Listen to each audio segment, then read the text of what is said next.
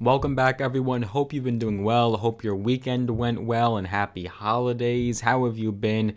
We have some brand new developments, a quick update surrounding Social Security that could mean some positive changes in the near future for beneficiaries. So let's discuss this breaking news and dive right into today's video. But before we do, as always, make sure you folks do a couple things for me. Number one, give this video a tremendous thumbs up, smash the like button. If this video gets to 500 likes, we will do a cash giveaway where we give away $100 to a few of you lucky subscribers. So make sure that you like this video. And if you haven't already, make sure you are subscribed to this channel, click that big red button, and have notifications turned on as well. I want to thank all of my new subscribers that have hopped on board just in the last couple weeks. We've gotten some new traction, some new people, some new faces, so thank you so much. Once we hit 20,000 subscribers, which could be right around the corner, we will do another cash giveaway. We'll give away double the amount of money that we gave away at 10K, so make sure that you are subscribed and have notifications turned on so that we don't miss a beat. We post videos every single solitary week with no exceptions and no excuses. With that being said, let's get right down to it. So we have a group of senators here, all of which have been fierce advocates for the American people, of course, depending on which side you're on, and they want to see a change made to the SSA or the Social Security Administration. This could have a positive impact and bode well for beneficiaries. So much like there is a taxpayer advocate to speak up for the average American at the IRS or Internal Revenue Service, this group of senators say that that change should be made to the SSA. They want to see that recipients, including those with disabilities, deserve a voice in the agency as well. This group of senators, all Democrats, recently wrote a letter to President Joe Biden saying that the SSA needs a beneficiary advocate. It included U.S. Senators Sherrod Brown, Democrat from Ohio, Ron Wyden, Democrat from Oregon, and Bob Casey, Democrat from Pennsylvania. They believe that this role should be modeled on the already existing taxpayer advocate position at the IRS. At the IRS, there's an independent organization within the tax agency that essentially helps taxpayers resolve problems. So I want to take a look at this letter and see exactly what these lawmakers are calling for. Don't worry, the letter is not too long. It's only about a page.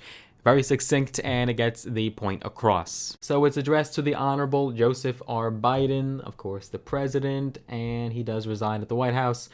President Biden, Social Security is a solemn commitment that Americans rely on for economic security, both in old age and when tragedy strikes, whether from death of a loved one or disability, to ensure that the needs of beneficiaries are being met and that timely and quality service is provided to all. We urge you to create a, quote, beneficiary advocate position within the Social Security Administration. SSA serves nearly 70 million beneficiaries who receive Social Security and Supplemental Security income benefits. These beneficiaries have faced unprecedented challenges in accessing services over the past 2 years of the pandemic, compounded by the agency's underfunding. With field offices closed and unable to provide in-person service, and with overloaded telephone lines, GAO and SSA report that millions of calls have gone unanswered, and that stacks of mail remain unopened and unprocessed.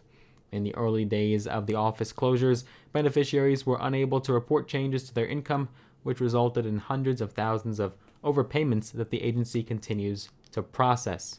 Survivors of those lost to COVID have struggled to access the benefits to which they are entitled, and applications for Social Security, disability insurance, and SSI benefits have dropped by 500,000 despite the pandemic being a mass disabling event. Many of these and other beneficiary access issues began before the pandemic. For example, the agency has long struggled to conduct outreach to families caring for disabled children, but the pandemic has worsened these issues. Systems for reporting changes to income are frequently not processed promptly, and the resulting overpayments and underpayments hit beneficiaries months later, often seeming totally disconnected. While some of these issues are related to the chronic SSA underfunding, there is more that SSA must do to address these chronic systemic issues. But the agency lacks a voice to represent beneficiaries, especially in internal considerations for how to respond to problems and solve ongoing issues. The IRS already has such an advocate, the taxpayer advocate. In fact, during the pandemic, the taxpayer advocate raised access issues for SSA beneficiaries, underscoring this gap in existing programs, We urge you to create a taxpayer advocate-like position at SSA to ensure that beneficiaries have a stronger, dedicated voice in agency operations. Such a position will help our government continue to carry out the solemn commitment that Social Security represents to the American people. Sincerely signed, Sherrod Brown, Ron Wyden, and Bob Casey. And Ron Wyden is the chair of the Senate Committee on Finance, just so you understand. So this letter was rather brief for a letter coming from lawmakers, but still got the point across and strongly expressed the need for this advocate-like position at the SSA. Now, granted, this letter was written before the offices reopened across the country, so that detail has been taken care of. You can now walk in without an appointment to your local SSA office, and you could sit down with a representative and get what you need done, get questions answered, and apply. But just because operations in local offices have resumed doesn't mean that there are no problems and no issues for beneficiaries. The letter specifically noted that problems with Social Security escalated because of the pandemic. Field offices nationwide were closed until recently, and the senators indicate that millions of calls to the agency have gone unanswered while stacks of mail remain unopened. However, even before the emergence of COVID-19,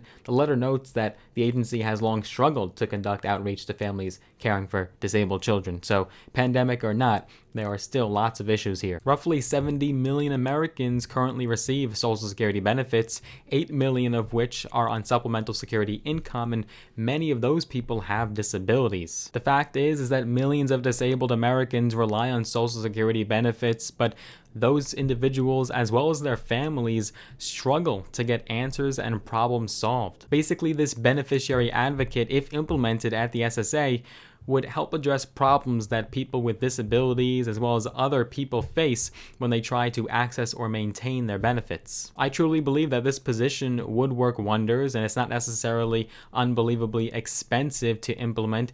It could certainly be done on a budget. I mean, if you look at what the Biden administration has done with the IRS, they've created and expanded the IRS to help try to tackle people making fraudulent tax returns and trying to avoid taxes. So why can't we do that at the SSA? Why can't we expand and help that agency as well? What are your thoughts on this idea? Do you think it would be a positive thing for the American people?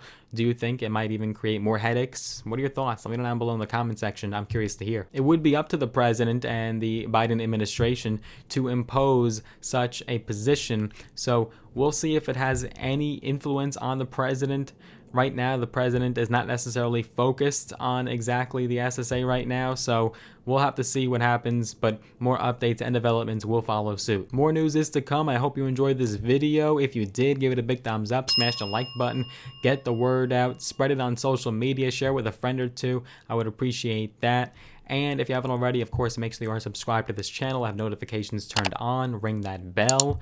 And if you want to get some free stocks, all me, all free, use the links down below in the description of this video. Sign up with the brokerage platforms Robinhood and or Webull. You'll get some free stocks, some of them valued up to thousands of dollars in some cases, so let us know what stocks you get. And if you want to connect with me on social media, I am on Instagram, I'm on Facebook.